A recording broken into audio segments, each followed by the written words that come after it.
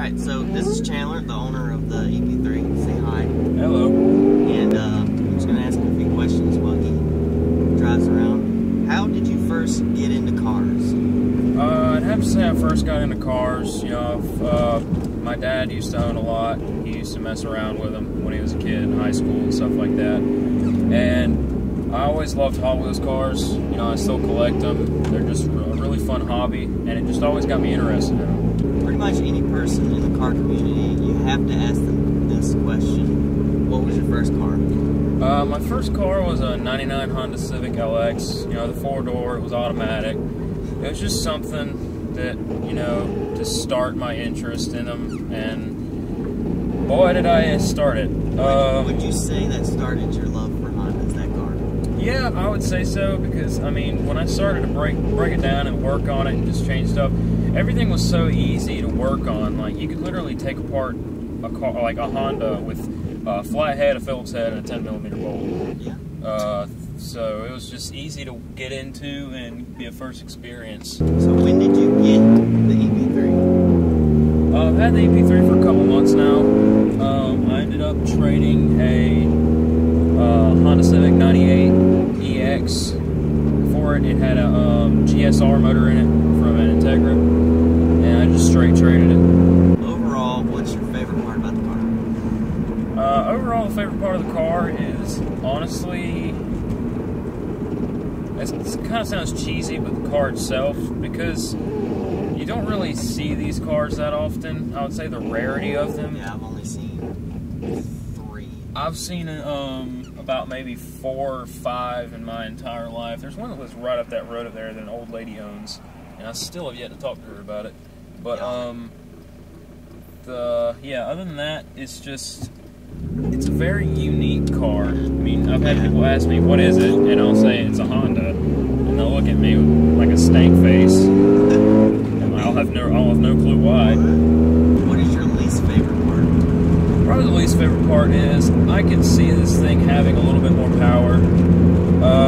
These things... It did feel pretty good though getting on it. It does. These things came stock with the same motor that the RSX base models came in. So it's not really that impressive. I mean, for its size, it is.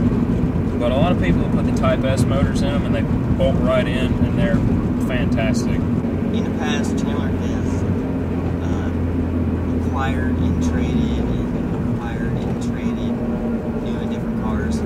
So if you're not planning on trading this one off, what would be your future plans realistically? Realistically, I would probably get new wheels around tax time, get some better offset, coilovers, and all-around lip kit, like the Type R lip, side skirts, front lip, rear lip, and possibly probably a completely new paint job. The paint's nice on it. It's Nighthawk Black Pearl with rainbow flake in it. And you can't really tell. It's got the flake unless in direct sunlight.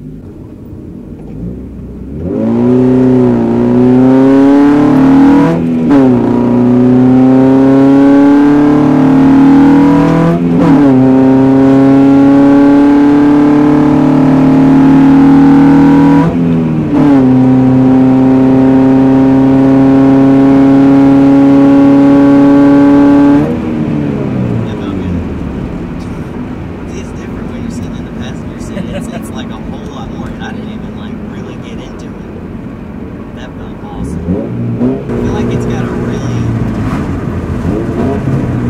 even power band. Yeah. It's not like once you get to a certain gear, you're just like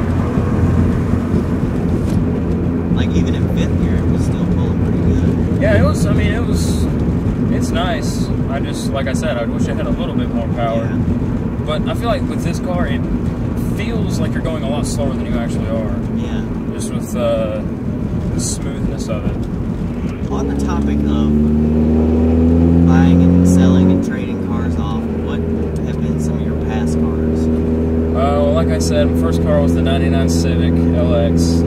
I traded that for a '93 Lexus SC300, which was an original 5-speed. Okay, yeah. Explain how in the world you traded an automatic 4-door Honda for a 2JZ 5-speed SC300? The guy needed a 4-door car. He put it up on this page that we follow at like midnight, like 1 o'clock in the morning. And as soon as he did, I messaged him because his girlfriend, apparently his girlfriend was having a baby, and they needed a 4-door car real quick. And I said, "You want this?" And he goes, "Yeah, sure." It took like 2 minutes, and I was about to die.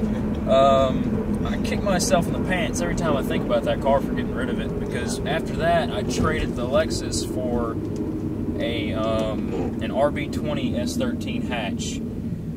I guess the word turbo popped in front of my head, and I traded it. And that car was fun, and it was fast, but it's a piece of crap. But it was about to fall apart. It really was. Everything was held together by zip ties. You had wood screws holding stuff together. It was a mess. I know that. They just slapped the motor in there and was like, well, here we go. Yep, pretty much. I found out the car had been rolled, completely wrecked in the front. Half the front end was replaced. You had all the body stuff done. There was Bondo everywhere. You know, S13 fanboys. Everybody wants an S13 sometime in their life. So I had that. I traded that off. This guy come up from Charleston, South Carolina, to trade me the Civic.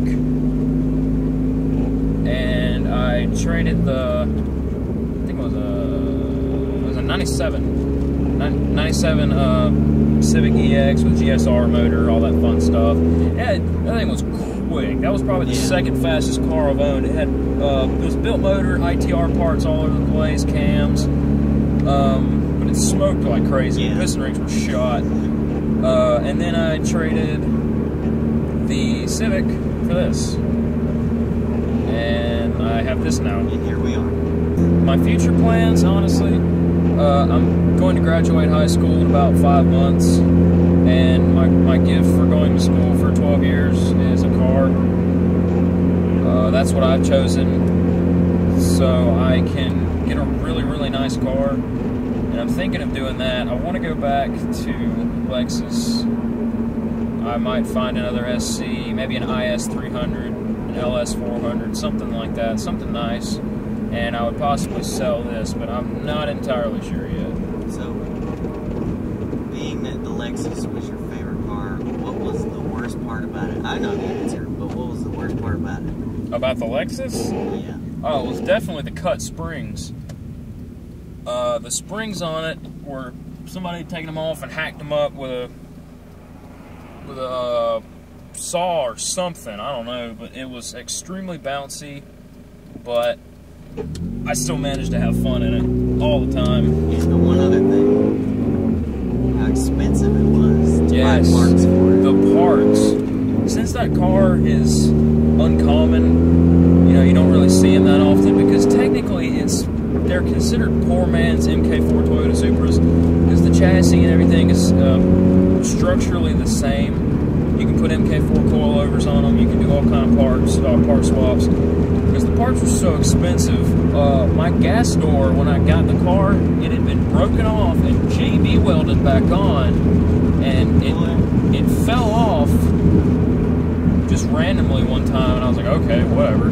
I tried to look up a gas door, and look, keep it in mind, it's plastic. It's not metal or any kind of it's a special. Gas door. It's just a gas door, a metal gas door. It was $70 on eBay, a used one. It wasn't even like normal. Like, you can't find them in junkyards either. So I was like, that's like 3 or 4 tanks of gas. Yeah, for a gas door. It's the parts on them are really ridiculously high, just because it is a luxury brand. Yeah, because it's a Lexus.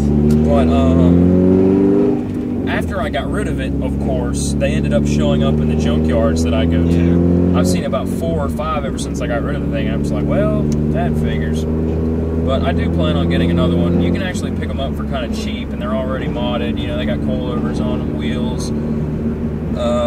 There's some that are the V8 versions that they've been converted to manual transmissions, which are really nice. But yeah. The worst part about it is, when you're comparing like a SC400 to an SC300, you have to pick and choose, because the 400s have the V8s, but they're automatic. The factory, they came factory automatic. They never came with the option of 5-speed in the 400s, just because of the V8. And then you have to choose between the V8 or the 5-speed. And the only downfall of the 5-speed SC300s is they're hard as crap to find.